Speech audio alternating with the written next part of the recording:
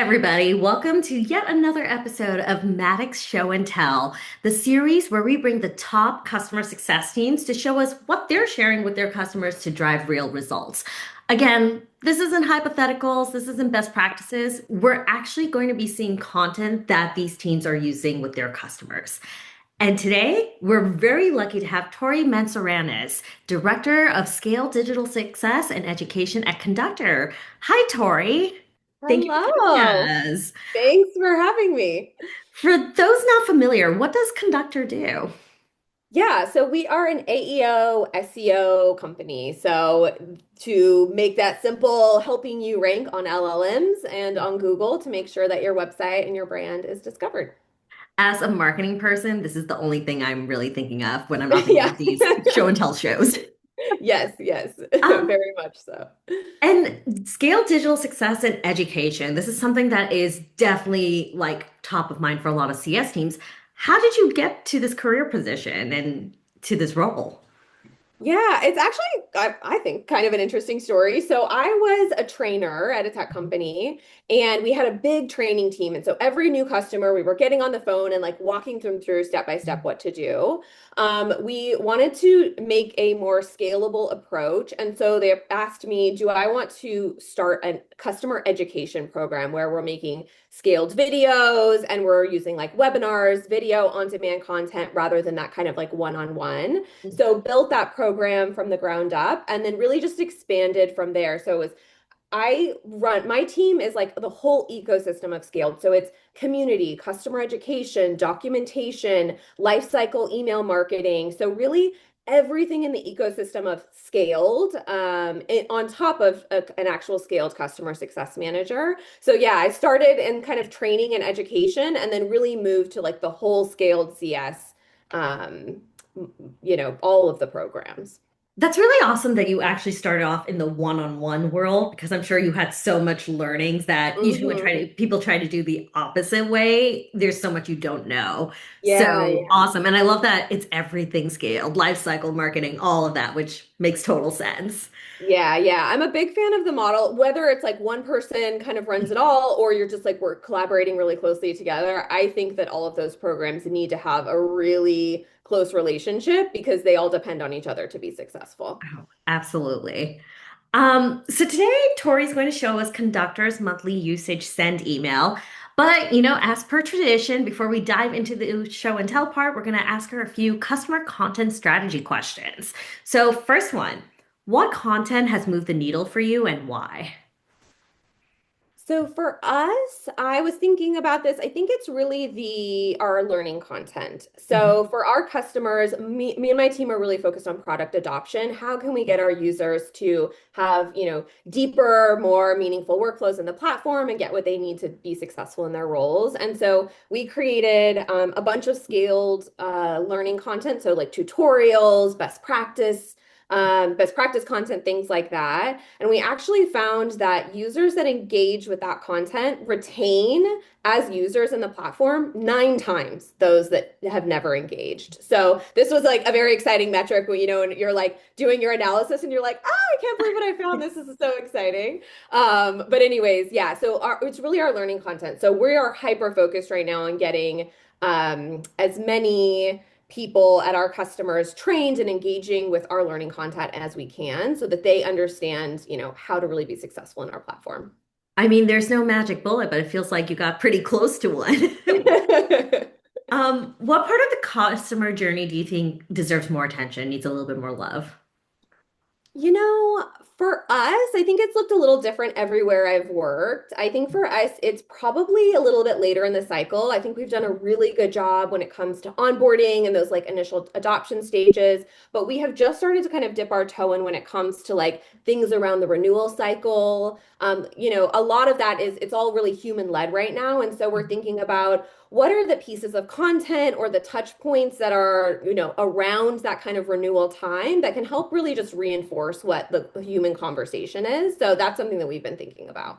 Yeah, I think that's something I keep hearing a lot is like everyone's so focused on the first half of the year or first half of sign up, and then year comes around and it's like, okay, plug and chug yet again. Yeah, yeah. And I mean, I will say, I think it is, if you don't have a solid onboarding and like a new user journey, like you're never even gonna have a chance at the end. But I think, as we've been building this program from the ground up, that's where I'm like, okay, we finally got to the maturity where we can spend the time to really think about kind of later in that cycle. And I think it will, I'm hoping that it will be successful.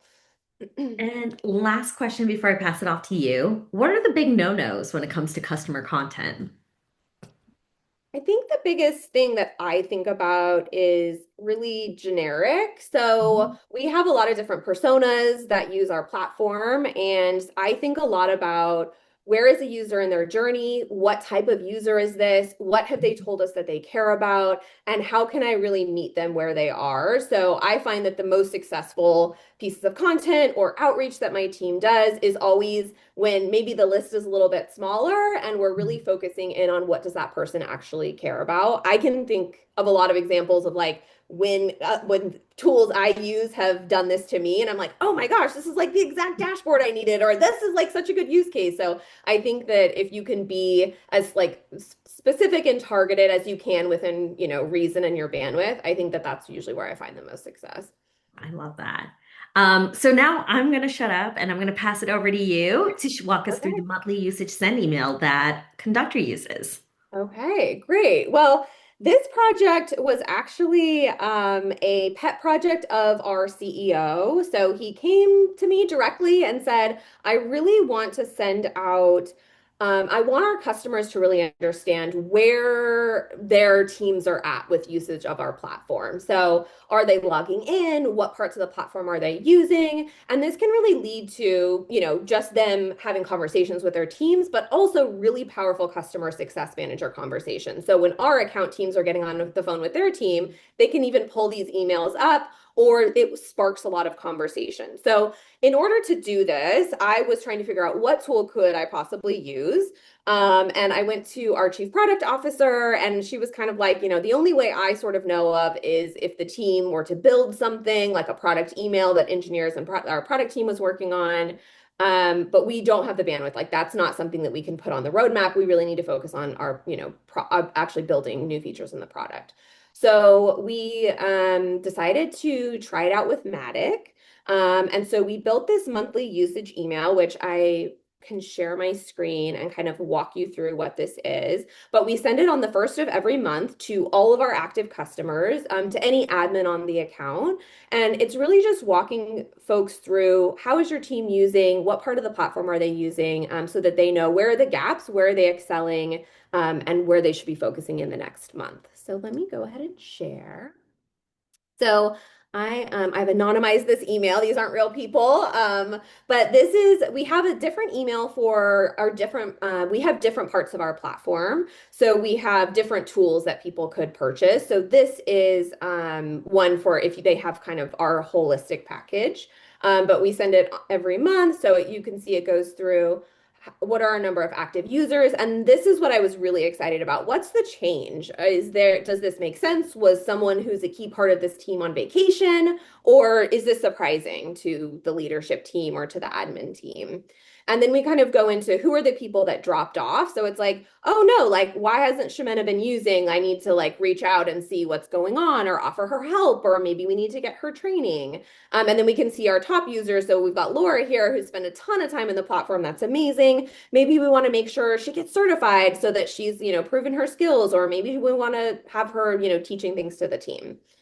And then we're actually breaking down and we're pulling in, and this is straight from our data platform. We're pulling in and looking at where is the team using within our platform. We have a very robust where there's a lot of data in our platform, and so there's a lot of different things that people can be doing. So this just really helps is where you're using in the platform aligning with what your business strategy is. AI search performance makes a lot of sense. People right now really want to know how is their content showing up in LLMs. So this makes a lot of sense that this team is spending a ton of time there, both in creating content and seeing how it ranks. So if someone was to see this, I think that would make a lot of sense. Quick question for you, Tori. I Yeah. noticed between this and the table you have right above, which is like users who've dropped off. Hmm. I feel like sometimes a lot of people are afraid to share something negative, especially in the form of an email where they can't Yeah. control the conversation and stuff. How do you think of it? Because obviously you included it. Like, what are the pros, cons, and what made you decide to include? Yeah, I mean, to be fair, this was a big thing that our CEO wanted. He totally believes in transparency with our customers, and we agree. I think that the goal here is not to call anyone out or get anyone into any trouble, but it's more to say what's going on. The way that our platform works is it really is. If it's your job, it's a pretty core part of what you need to be thinking out about on a weekly or monthly basis. So if you have not logged in and spent 1 minute in the last 30 days, there would be something weird going on. So we decided it made sense. A lot of these, hey, maybe Sydney doesn't work there anymore or moved on to a new team, so that's to be expected. But I will say that we have gotten some feedback, and it was honestly, you could tell people were reading this email because if the numbers looked quite a little bit off, or if Madonna was like, I really did log in or whatever, and we had to go back and make sure we were pulling all the data correctly. People are paying attention to this. So I think it's actually sparking really good hard conversations. And oftentimes they're bringing it up with their account team on the next call, or they're asking for a call to understand more, which is really the goal. Okay, so yeah, similar here. It's just a different part of the platform. We're showing what people are using. And then we also have, and this one doesn't look, I haven't anonymized it in quite as beautiful of a way, but I will show you so you can just kind of see the real thing. So that's the email that we send out. And then this is actually, this is an attachment. So we wanted to send a list, and again, I've anonymized this. So normally it would say like, Tori Mansuranis and Patrick Morgan and our emails, but this literally goes line by line, everyone who has access to the platform, and it says whether or not what their name is, their email, how much time they spent, and then whether or not they're a trained user. Again, we talked about, I said earlier, getting our users trained is one of the biggest initiatives that we're working on, so we wanted to bring this top level as well. We decided to use the attachment versus putting it in the email because sometimes these lists get like really, really like I anonymized all of this. So this was like a really long, it would look so hideous in an email and it would like kind of like be kind of hard to view. So we in partnership actually with our Matic account team kind of like figured out, okay, this would make sense to like have as an attachment so people can actually kind of scroll through and see it. Yeah, so that is the our monthly usage email. And yeah, I'm happy to talk a little bit of like about its success and kind of how it's been going. But yeah, any thoughts or questions? Yeah, I mean, definitely want to double click into the success. Before diving into that, though, obviously, Conductor is is much more along the evolution cycle than many others are. So, what advice do you have for someone who's just getting started? Because you guys had a lot of good data that many people may not have access to or have set up. Yeah, I think that I mean, for me, it is a bit like a big area of focus. I think the data is part of what makes my team, when you're focusing on scaled, always starting with like figuring out how to get the data is so important. I mean, I was lucky enough to have the support of an engineer from our data team to really help me think through some of this stuff, help me create the queries, so that we were able to build something. I think my advice would really be think about, I would say the other piece is like think about what you can get. So this was not my initial wish list. I had even more, right? I wanted it to be like so many things. But I talked to the engineer and we kind of had a brainstorm around what's really going to be impactful and what's going to be possible and like what can we get live and really just Mhm. get something going. This has evolved a lot. We started this project about a year ago, and we have made iterations, we've made updates, we've made tweaks, and now it's in like a really stable, great place where we're getting so much positive feedback. But I would say it's a bit of a process, but I'm very glad we didn't wait a long time trying to make it perfect before just getting it live, getting our customers' feedback, um, and getting their eyes on it. And that's a perfect segue. I would love to hear what some of that feedback, positive feedback is, and the success you've been seeing with it. Yeah, so I am actually really excited to say this is our we have the highest open rates on this email of any email that we have ever sent to our customers. So we have over a 50% open rate, which in the marketing world is like kind of crazy. Boom. Very, very exciting. And that's held consistent for the almost a year that we have had this live. So we've never seen a dip month over month. We have extremely strong open rate numbers on this message. So people are very much paying attention to it. So that's just like stats wise. I was like, ooh, love to be able to report out on that. We want people to see our messages. Like that's why we're taking so much time crafting this thoughtful outreach. And then the other piece of this is we've gotten so much feedback. So our, to your earlier point, like our data lake is super complex and, our naming hierarchy and all of that. So it did take a bit of tweaking for us to figure out exactly, what to call things or how to visualize them so that our customers understood. But we actually got a lot of feedback. So that to me is a sign. A lot of times when I send an email, it's crickets. I'm not hearing a lot back from our customers. They're reading it, they're probably getting some value, but they're not necessarily replying and asking questions or digging in. So whether it was their CSM or it was the customer themselves, we were getting a lot of replies, questions, feedback, requests. Could I see this or could I see that as well? So that kind of excitement and buzz around just a monthly email was sort of we hadn't really seen anything like that before. So that was, I think, another way that we knew yeah, how successful it was. And sometimes it was like I was saying before, hey, I think I used 20 minutes instead of 15. Like go back and look at the data and we'd have to like, go check and be like, well, I don't know. Or yes, we found some issue. Thank you. We updated the query or whatever that might be. So yeah, we've had a lot of customer engagement. I love that. And I think sometimes people are also afraid of like, oh, the data has to be perfect. But I love your ethos of, hey, if someone says something, you'll take a look. Maybe you make a tweak or two, who knows? Mhm.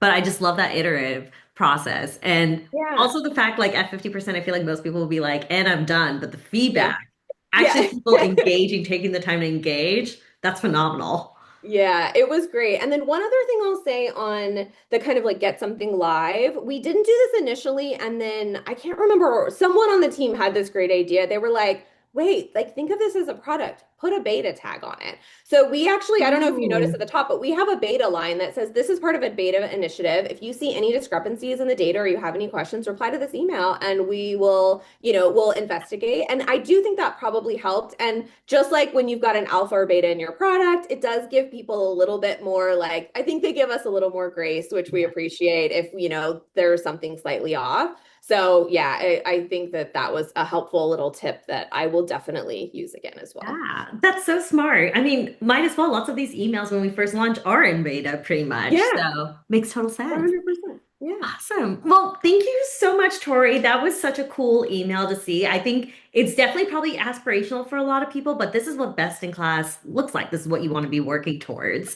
So thank you so much. Yeah, one other thing I just wanted to touch on that we're in the process of working on that's very similar to this, but I would say is a bit of an easier first project is I know I talked a lot about how that trained user is like so important. It's really Mhm. impactful to our customers.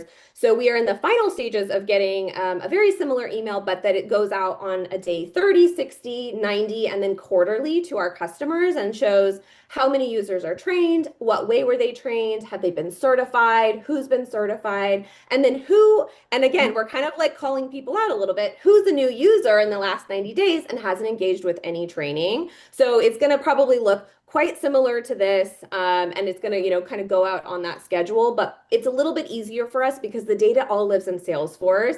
Piping Salesforce data into an email versus going into Yeah. your data lake and like the complexities of product data are kind of like two different things. So that is another one that we have almost across the finish line that we've been working with the Matic account, our Matic account team on getting going. But yeah, so that's another one that we've got in the pipeline. Well, Tori, you know that we're going to be reaching back out to you once you launch that and asking you to come Sounds back good. I on. would love to show you. Yeah. So, on that cliffhanger, everyone keep an eye out on the Show and Tell Resource Hub for the next episode with Tori, where she'll show us this. Um, Sounds good. Thank you so much again. Lots of good feedback, lots of good tips. And we'll see you soon, I guess. All right. Thank you. Appreciate your time. Bye.